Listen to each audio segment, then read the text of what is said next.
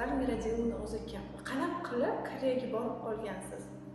Ko'pchilikka shu savol qiziq. Men 2008-yil Koreyaga ketganman. Undan oldin Farg'ona davlat universitetida ingliz tili fakultetida o'qiganman. Shu studentlik davrimda o'sha Koreyan seriallari, kinolari menga juda ham qiziq tuyulgan, madaniyati Koreyani va orzulari osmon qiz bo'lganman. Shu orqali Koreyada o'z orzumni topaman deb universitetga o'qishga kirganman. Koreyada o'qishingiz uchun qanday qiyinchiliklar tug'dirgan? Ko'pchilik student bo'lib borgandan keyin albatta sharoitga qarab ishlash kerak. O'qishdan tashqari ko'p qo'shimcha ishlar bilan shug'ullanish kerak. Men koreys tilini ham, ingliz tilini ham bilib ketganim uchun tilni o'rganish juda ham qiziq bo'lgan menga.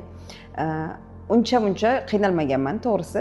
Chunki u yoqda shaxsiy repetitorliklar qilib pul topardim. Bog'chalarda, maktablarda ingliz tilidan dars berib pul topardim.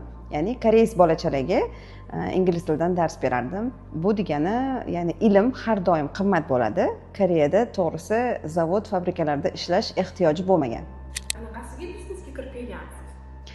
Men 5 yil davomida o'qituvchilik qilganman ingliz tilidan va shunda bilganmanki, ertalabdan kechgacha bir joyda ishlash meni xarakterimga to'g'ri kelmasligini.